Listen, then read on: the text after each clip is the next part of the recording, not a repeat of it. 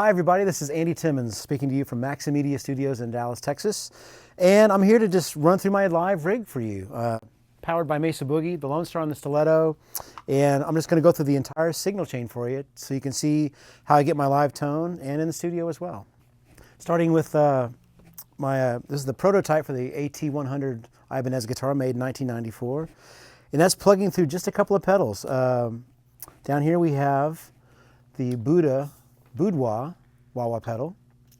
Something very important in all these pedals is that they're all true bypass. So nothing in the signal chain at any point is going to be sucking tone. Okay, it's something very important to remain the sonic integrity of the guitar into the amp as much as possible. So that Boudoir is true bypass. From there I'm running into the Peterson Strobo Stomp, which allows me to tune quietly in between songs, and I do that really frequently, especially in recording sessions and live as well. I'm kind of a tuning fanatic. As we know, the guitar's never really in tune, so I like to get it as close as possible, and the Peterson helps largely. I can really get it there quickly, quietly, and it's true bypass, like we talked about. From there, the last thing before going into the front of the GCX system, my switching system, is a BB preamp by the Exotic Company. And it's just it's basically it's a gain box. I usually have it set for just a little bit of gain, and we'll go through that as I demonstrate sound by sound how I'm using every component. But from there, that being the last pedal in my very short pedal board here, I'm running into the front of the GCX switching system. It's the ground control by Digital Music Corporation. And this unit, it's brilliant. It allows me, with the touch of one MIDI pedal, it allows me to switch not only channels on my Lone Star or my Stiletto, but helps me control a couple of different pedals that I have that I can put in or out of the front of the amps. And also I'm using common effects between both amps. It allows me to use those same effects in each effects loop. So with one button I can turn effects on and off, pedals on and off, switch from amp input or channels. Brilliant. Because when you're in the heat of battle and you're playing live, the last thing you need to be doing is too many pedal jumps, as we call it. So tap dancing, as it were. And so let's talk about the effects actually as well before we get into all the amp sounds that we're going to spend some time on. In the effects loop of both the Lone Star and the Stiletto, I have available to me the Electro Harmonix Deluxe Memory Man. And the beauty is that it is analog. I'm a huge fan of tape echo, and as you know, tape echo sounds wonderful, but it's kind of a volatile thing to use day to day in a live gig situation. There's maintenance involved, and I'm not always the best at tape echo maintenance. So I love these analog units. There's a little sacrifice in that if I used a digital unit, I could have a lot of programmability with different effects times and levels, but I so greatly prefer the sound of analog that this is the way to go for me. It's a nice happy medium, and we'll demonstrate some of that as well as we go through the rig. But that's the basic signal chain. Okay, starting off with the Lone Star, we're going to demonstrate my basic clean tone.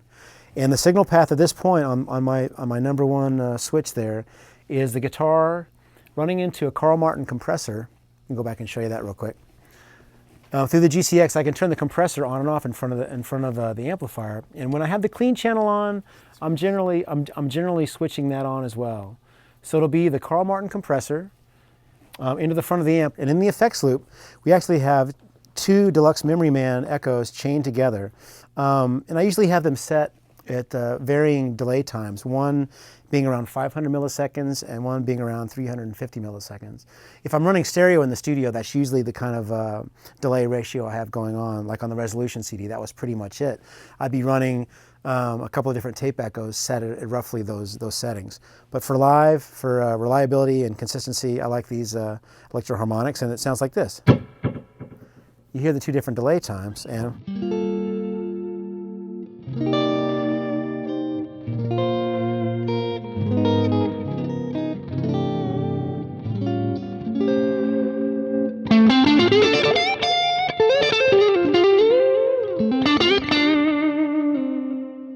so it's a really pleasing echo sound. It's got a little bit of chorusing on the repeats themselves, which emulates to me the sound of the wow and flutter of the tape. When it's just a little bit out of tune, it just adds this wonderful chorusing sound you can hear. Okay, so, and this is the type of sound for songs when I'm playing live things like Cry For You, that type of thing.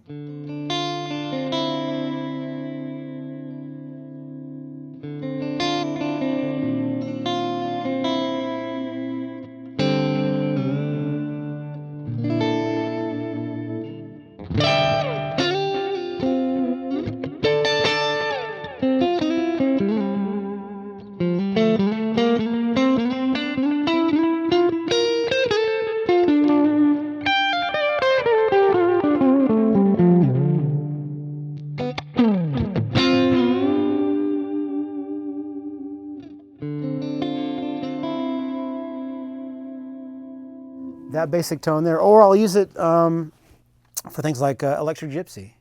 Depending on the mood, sometimes I'll run it nice and clean, just straight in like that.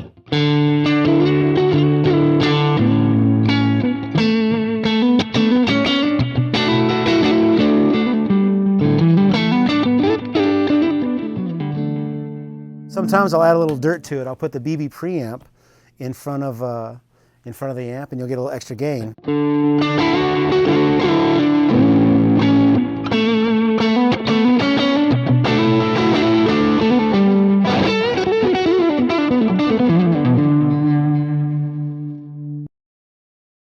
Pretty much like that. So that's basically how I'm using the clean channel. It's very Fender American clean in the basic design, but it adds I think a lot more warmth and a lot less harshness in the top end. I can hit the front end of it pretty hard, and it doesn't really crap out per se. It still retains its depth, and when I add a little gain to it, it still has its clarity, but.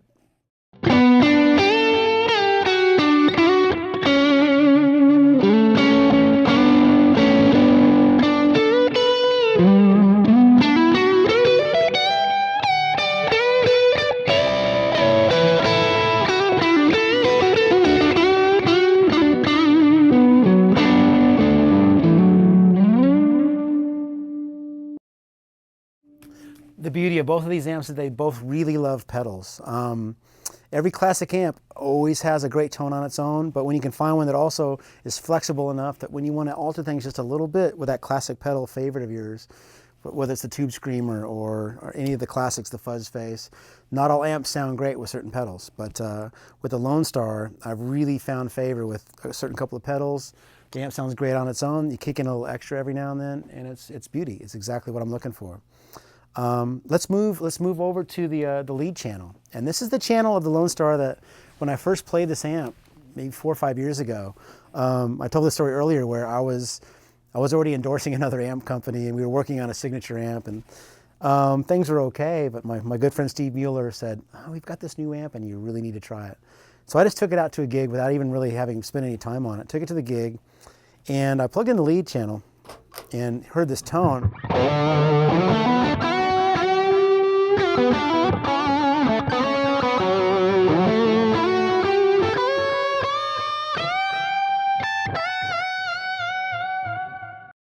Nothing in front of it. There was this huge, warm, fat tone that I was struggling to get out of any amp, much less, just plugging straight in and getting it immediately out of the amp.